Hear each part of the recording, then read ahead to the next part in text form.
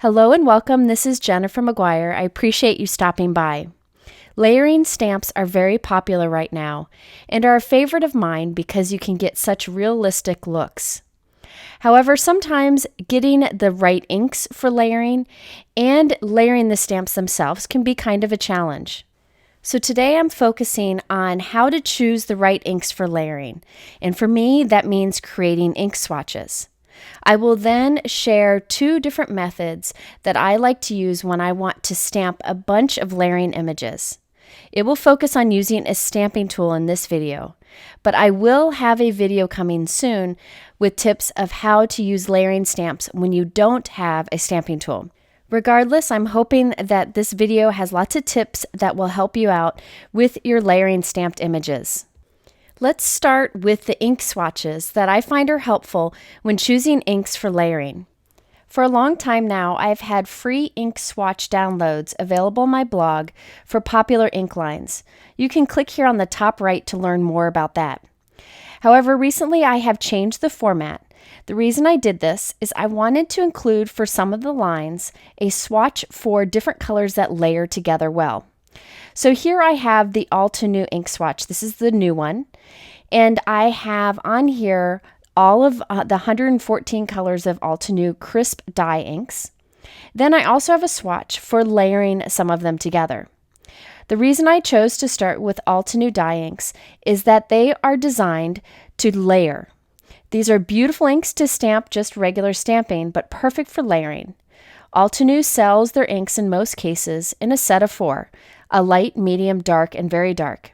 So those are meant to layer together. So on the bottom here, I have a swatch to show the layered example. So we have light, medium, dark, very dark, and then the layered example. You can get these inks in full pads or in cubes, which is another thing that I like about this ink line. Now they have a bunch of colors. There's really no need for all the colors, I assure you. So I'm hoping that by showing you some of my swatches today, you can decide if any of these ink colors are ones that you want to add to your stash. Now you can do similar things with other inks, and I recommend you do that to look at your inks, which ones work together for layering, and you can create a swatch for that. And I'll do suggested swatches for some of the popular ink lines in the future. So I'm just starting on redoing all of my ink downloads. But if you've already made some ink swatches, keep them. You can use those still and these will match nicely. So here you can see how I'm using a trimmer and I follow the instructions on the side of the download. And I cut these into 2-inch by 2-inch squares. Thank you to Kathy Zilski for improving my ink swatch download. She is awesome, wonderful graphic designer, and I will link to her here on the top right. Be sure to check out her videos. They are incredible. I love her card making. Okay, so I will have down below a link to these ink swatches if you wanted to make your own. So let's take a look at an example. Here I have 4 ink swatches to go with 4 inks in a color family from Altenew. Then I have a 5th swatch that I will use that is an example of those inks layered together. Now when I create my ink swatch, I like to use a stamp from that particular line. So I'm using the Altenew Build a Flower Rose Bundle. I just liked this solid leaf here and I thought it would be perfect for my individual ink swatches. So you can use any image from your stamp line, whatever one you like, but I recommend something solid. For my layered example, I decided to use this Altenew Strength Bloom stamp set because it has 4 layers that go together to create a beautiful flower that fits quite nicely on my ink swatch. But again, find whatever layering set that you may have that will work for your swatch. As I mentioned, today I'm focusing on using a stamping tool with your layering inks. So I have my MISTI stamping tool here, but any stamping tool will work. I put my swatch in the bottom left corner, and I start with the lightest ink and stamp that swatch first. Then I switch it out into the medium colored ink, and I stamp that. So each time I'm stamping the same image in the same location, and I'm able to switch them out very quickly so that it doesn't take too long. So I do all 4 ink swatches this way. Then it's time to set up my stamping tool so I can do the layering swatch. So I wanted to show you how I set that up, and I like to do it all at the same time. So I'm setting this up at a different corner on my stamping tool. So you can see this is the layering swatch. It says Green Meadows set. That is the name of that set of 4 inks. So in that corner, I'm using the lightest ink with the most solid image from the layering set. So I stamp that. Then I shift it up to the 2-inch mark, and I move my little magnet, and I go to the second most solid image, and I stamp that with the medium ink. Notice that I'm leaving the other image in there.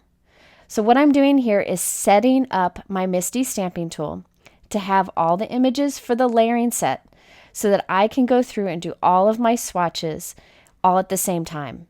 And you'll see me do that in a moment.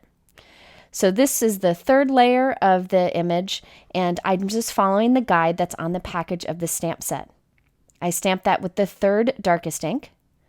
Then I've run out of room on that edge of my stamping tool, so I'm going to come down here to the 6-inch mark and put my swatch there and line up my last image. And this will be stamped with the darkest color of ink.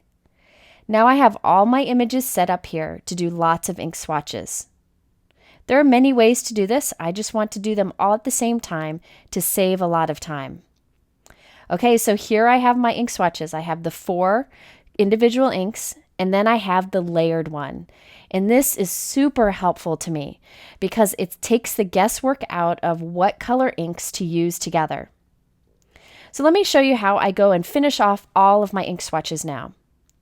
I start by stamping the lightest ink swatch and the lightest color of ink onto my layered swatch up there on the top left.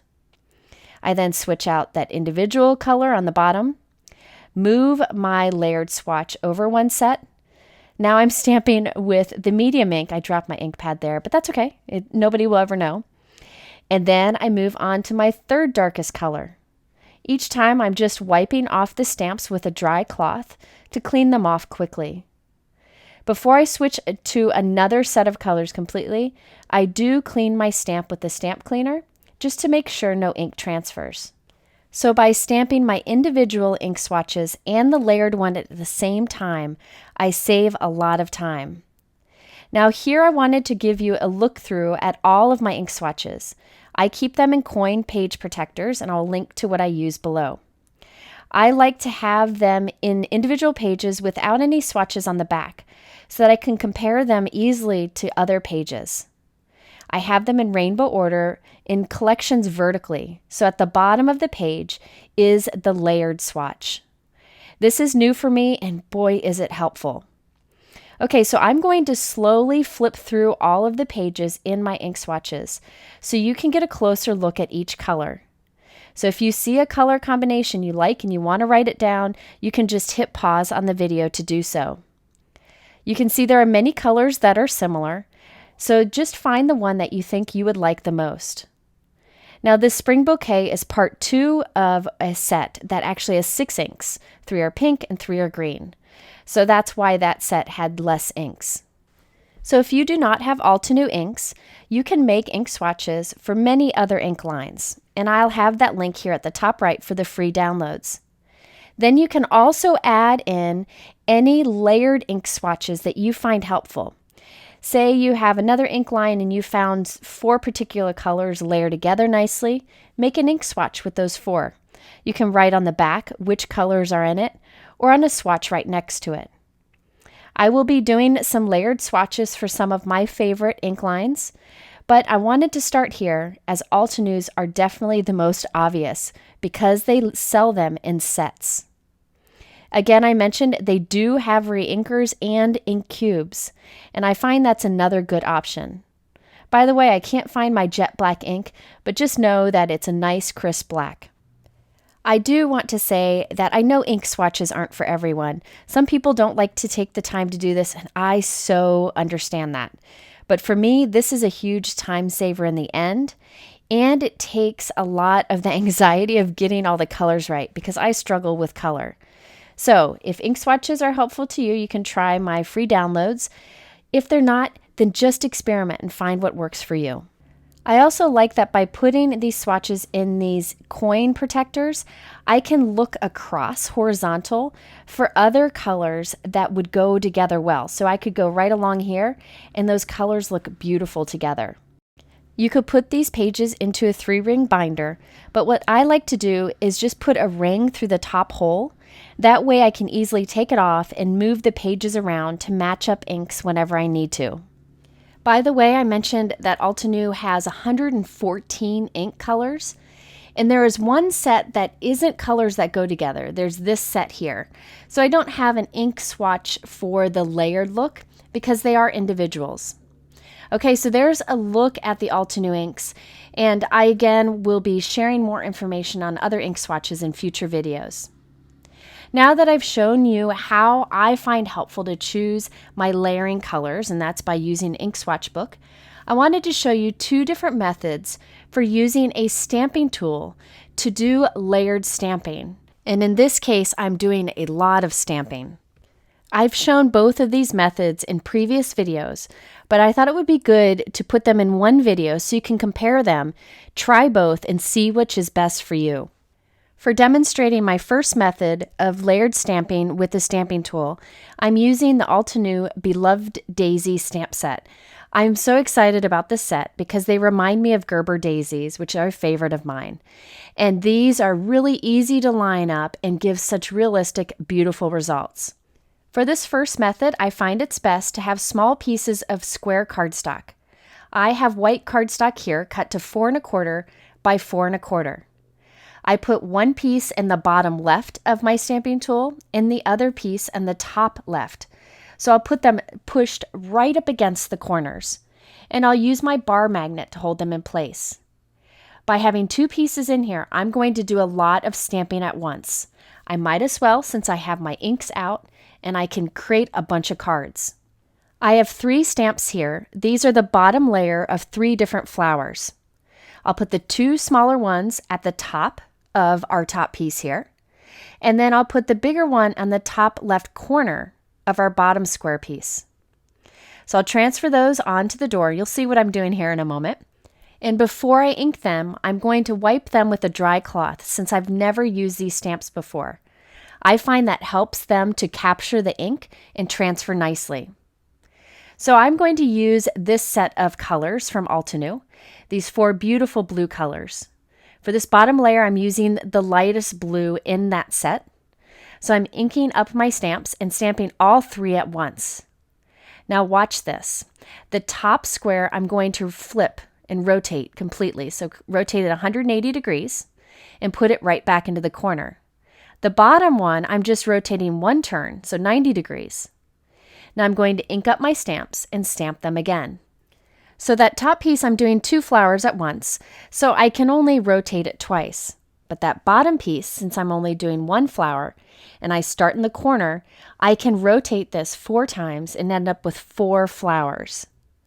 So by doing this on a square piece, this rotation technique works great. And you want to make sure that you put your images towards the corner or the edges of the paper so that when you rotate them, they don't overlap. So I'm going to continue this, I'll show you it again, with another color combination. This time I'm using some purples. I'm once again starting with the lightest color in the set. This is Wisteria. And I'm stamping the flowers. Then the top one I will rotate 180 degrees. So I just flip it over. The bottom one I'll just rotate 1 turn. I'll ink up my stamps again and stamp them. We're done with that top piece, so I'll just repeat the turns and stamping for the bottom piece. This rotation method of stamping is such a time saver. I do this anytime I want to mass produce cards or make a bunch at once, and I highly recommend it. Now I picked a couple other combination of inks and I stamped some flowers using those colors also. So I have pink, teal, purple, and blues. Now it's time to do the second layer. So I'm lining it up with one of my images. Again, I have my pieces pushed into the corners of my stamping tool. So I'm lining up 3 stamps, which are all the second layer of our flowers. Now I'm going to stamp this with the ink that's slightly darker, so this is the medium shade from the same collections that I showed you earlier.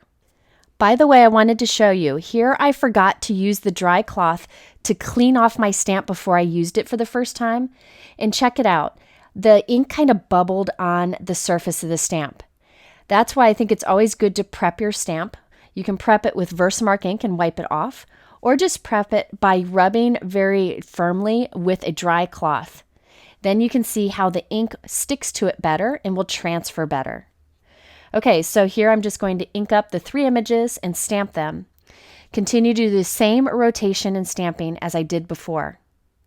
You kind of get in a rhythm when you do this technique, and I encourage you to try it. It may look a little overwhelming at first, but it really does make sense once you start doing it. And if you want to, you could just do one piece and do the rotations for one piece instead of the 2 different pieces like I did. Now I have the 3rd image of the layering of each flowers that I've lined up, and I'm coming in with a dark ink and stamping on top. And this is where your flowers start to come to life. Now, if you do not have Altenew inks and you want to find links that layer together nicely, remember they don't have to be a perfect match. You just want a lighter shade, a medium shade, and a darker shade. And oftentimes when you layer them on top of each other, they'll look great. So just try what you have. For the center of the flowers, I use the Golden Sunset set of inks. Now there are 4 in the set, so I only need 3 for the center of the flowers. So I'm actually going to take out the light and only use the medium dark and extra dark, so I end up with the darker combination. I could have taken out the very dark color and ended up with the lighter combination. That's the nice thing about having 4 inks that layer together well. If you have a stamp that only has 3 layers, you can choose to go lighter or darker. For the stems and leaves for my daisies, I'm going to use the rotation method for doing lots of stamping at once, but this time I'm starting with a 4 1/4 by 5.5 inch piece instead of a square. In this case, you want to do the method where you rotate it 180 degrees. So here I'm stamping towards the top of the paper, rotating it 180 degrees, and stamping it again. I will end up with some extra space in the middle where I can do additional stems. This is the same method that I did with my daisies earlier towards the top of my stamping tool. So you really can make use of all your paper space and do lots of stamping at once, just by planning it out on your stamping tool and then rotating between each stamping. So here I'm doing the 2nd layer of all of my leaves, and now it's time to do some die cutting. Now you could do die cutting with the coordinating dies, which is what I usually do. However, today I have so many flowers and leaves and stems stamped that I decided to use my Scan and Cut. Scan and Cut is an electric machine that you can scan your stamped images and it will cut them out for you. I honestly don't use it often. I only do so when I have a lot of die cutting to do, like in today's example. So you can go ahead and hand cut these, die cut these, or use a Scan and Cut, whatever method works for you, and then you'll have lots of pieces to make lots of cards. Okay, before we start making cards with all of those flowers, I wanted to show you the 2nd method of using a stamping tool to do great layered stamping very quickly. In this case, we're going to die cut first and then stamp. I'll be using the Altenew Rose Spray stamp set. You can see how they circle together which layering images go together. And then on the insert of the packaging, they have a guide to make the stamping easy. As I mentioned, with this method of stamping, I'll be doing my die cutting first. So I have taken the coordinating dies for all of the stamps that I intend to stamp. And I've positioned them onto a 4 1/4 by 5.5 inch piece of white cardstock, and you can see they all fit on there nicely. I then am going to take quite a bit of purple tape to tape the dies together. I want them to stay in place and also stay connected after die cutting. It just makes it easier. Now I'm going to run this through my Gemini die cutting machine, but any die cut machine will work. So basically, I am die cutting a bunch of flowers from white cardstock before doing the stamping. After I remove all the die cuts, I'll take all of those dies and place them on another piece of white cardstock to do more die cutting. And I'll continue this until I have about 8 of each die cut. By die cutting them all at once, I'm saving a lot of time and I'm not having to line up the dies with the stamping. Now what I'm going to do here is take that negative space, just one of the negative space pieces, put a little bit of adhesive on the back just temporarily, and some tape on the sides. And I'm going to tape this into the corner of my MISTI stamping tool. This will serve as a guide for stamping on die cuts. So now I'm starting with the large image in the center there. And this is one that works great for this technique because look how bendy it is. If I would have stamped it first, I might have had it kind of bent that it wouldn't line up with the coordinating die. So by die cutting first, I can line up my stamp with the opening on the guide, and I can be sure that it stamps nicely on the die cut. Once I have it lined up, I will take one of my white die cuts and put it right into place on the guide, and then I can stamp on it, and I'll be sure that my stamping is perfectly lined up with the die cut. Now you can do multiple die cuts at once, which you'll see me do in a moment, but I wanted to start with this large one first alone. I then use a craft pick or craft knife to gently lift the die cut out of the guide, and then I put a new die cut in. And then I can go and stamp a bunch of die cuts, one after another. Okay, so this time I'm going to do the second layer of that large branch piece, and I'm also going to do some of the other leaf pieces. So I'm going to line up one in this opening here, and then line up the other in the opening to the left, and also the piece on the bottom. It's important to get your head in over your paper to make sure you're lining them up nicely. Now I can take my die cuts, put them in place. So I have all 3 die cuts in place. I can ink up my stamps, but first I'm going to wipe them off just to give them a little bit of love before we add some ink. So I'll ink that up with another shade of green ink and stamp that directly onto the die cut. So you can see how this is a large time saver because we're able to do several images at once. We can be sure that they are lined up nicely. And also we don't have to take the time to line up each stamp image with a die afterwards. We've done the die cutting already and it was a pretty quick process. I'll be honest with you, I don't do this technique as much. But after doing the other method of stamp layering that I just showed you with the daisies, and then doing this one, it becomes obvious to me that this technique is much better for me. That way I can make sure that everything is lined up nicely, and I don't have to spend as much time lining up the dies afterwards. So I encourage you to try both. Even if you don't feel like you need to, I didn't really think I needed to try both again. But I learned that this method is better for me, so you'll probably be seeing me do this in future videos. Also, you can keep this negative space as a guide for future stamping and die cutting. I'll just keep it in with my stamp set in the same pocket. So here you can see I'm doing the different layers of the flowers. It's very easy to line the images up this way. The first layer you line up with the opening on the guide, and then the second and third layers you just line up with the stamping that's already there. So now I have all of these stamp pieces ready to assemble onto cards. Now I know that not everybody likes to make a bunch of cards at once, but I encourage you to give it a try sometime. The reason is I learn a lot when I make multiple cards at once because I get to experiment with different designs and it helps me get a better eye for what card designs work and don't work. That's something that I struggle with, so by doing this process I find it very helpful. But let me show you some other things that I did to have lots of pieces ready to create all these cards at one time. Since I have tons of flowers ready to go, it's time to create a bunch of sentiments. And I decided to add a die-cut gold hello sentiment to each of my cards today. I'm using Altenew gold foil cardstock. And on the back of it, I'm putting Stick It double-sided adhesive. That's what you see me doing here. After I put on the back of the cardstock, I press it down with a bone folder. Then I can die cut from this beautifully. I did a bunch of die cuts using the Altenew Fancy Hello die. That's the die cut that you see here. And I'm actually looping that fancy die cut around the stem of my flower. I thought that would be fun to do. Now remember, there's already adhesive on the back of these, so I'm adding them very easily and quickly onto my card. The nice thing about the stick-it adhesive is it doesn't really stay put until you press it down. So I'm able to kind of lift it up and tuck things under it or move it around. Once I'm happy with where everything is placed, I can press the die cut down with a bone folder and it will stick firmly then. So here I've created a very simple card with 3 of my daisies. I have my Hello die cut and I can use the bone folder to press it in place. Since I prepped all of my stamping and die cutting before, you can see that this card came together quickly. And I added a little shimmer to the center of the flowers with the Tonic Midas Touch Aqua Shimmer pen.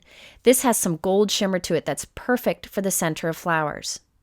Now that I've shown you the basic pieces and a basic card using some of the die cuts we created, I wanted to show you some variations. In this case, I added some texture to the background by doing a tone-on-tone die cut piece. In this case, I'm using the new Altenew Spring Meadow cover die, and I wanted to find a fast way to adhere it to the background. I usually use liquid adhesive, but one of my YouTube watchers recommended using the E6000 spray. I don't like using spray adhesives unless I really need to, but I found that this was really easy to work with, and I'm really glad I tried it. I put it into my Tim Holtz Splatbox, any cardboard box would work, sprayed it with adhesive, and then added it onto a white note card. At first, I didn't think it was going to stick well, I'll be honest with you, but I put something heavy on it for it to dry, and I found that the results were good. Now, I'm not sure that I totally love it yet. It seems good so far, but I need to make sure it doesn't get clogged and that it stays put for a long time. But stay tuned. I'll let you know in future videos how everything goes. But so far, so good. So there we have a white tone-on-tone die cut background, just to add a little bit of interest. So now I'm going to assemble this onto my card, and you can see in the top left corner my pile of Hello die cuts. Those are all that gold foil cardstock with the stick-it adhesive on the back. I just took my paper and my adhesive and my die cut machine and my die, and I sat down on the floor and watched TV while I die cut them all. Got a bunch done at once, and then I could come back and make these cards quickly. So again, I'm arranging everything on my card, and once I have everything positioned, I can go with my bone folder and press the die cut into place. Okay, now that I've shared with you all the different bits and pieces and some tips along the way, I wanted to show you all of the final cards that I created and the different designs. I did want to also show you the Altenew Delicate Flower Bed stamp set. I use this background on a few of my cards, which you'll see, but I also use the sentiments along the bottom to team up with the Hello die cut that I have on every card. On each of my cards, I gold heat embossed one of these small sentiments, either directly on the card or on a sentiment strip, as you see here. Now, the reason I chose that Hello die cut for all of the cards is you can have that and then add any sentiment underneath. You could do thinking of you, happy birthday, you are absolutely amazing, anything you want. In fact, you could make the card like this and leave a little sentiment off. Then when you have a particular occasion in mind, you can add that sentiment strip underneath. Or if you wanted to, you could just leave it alone at hello. So with these examples, you can see the different designs that I did. I experimented with positioning the flowers and the sentiments in different ways. And I find that I learn a lot by doing this. So I encourage you to give it a try sometime. Now in this case, I added some clear gemstones to the background, but you could do little drops of glitter if you wanted to. Now this one was a last minute one that I did, and I ended up liking it the most. That's something I learned from experimenting. Just having a cluster in the center and the sentiment right below it, but kind of connecting them there in the middle. I also added some gold gemstones to the background. Even after making these cards, I still had leftover roses and leaves that I have saved for Lila to make some cards too. Now for the daisy examples, I had all the different colors of flowers. On some of them I mixed them together, like here.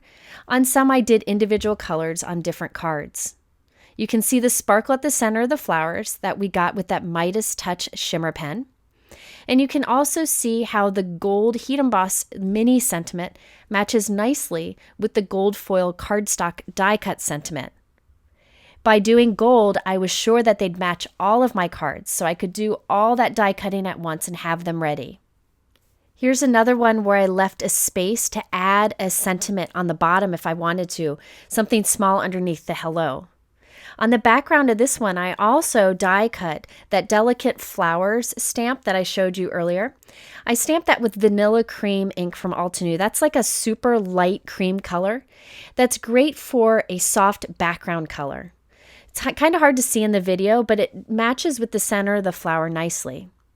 In this case, I used that stamp with the lightest pink ink that I used on the flower so that it matched perfectly. That ink happened to be baby pink. So that gives a little bit of subtle interest in the background and ties nicely with the main stamped image. And then my last example shows that die cut background on the background just for a little bit of texture. I'm hoping this video encourages you to try stamp layering with the 2 different methods that I showed you using a stamping tool, and then also by swatching your inks to figure out which inks work together for layering. Now remember, in a future video, I will show you some tips for layer stamping without a stamping tool, so stay tuned for that. I link all the supplies that I use below in my YouTube description. In the middle are a couple other videos that you might like, including more on ink swatches. I appreciate you stopping by. I hope you have a wonderful week, and we'll see you again very soon. Take care.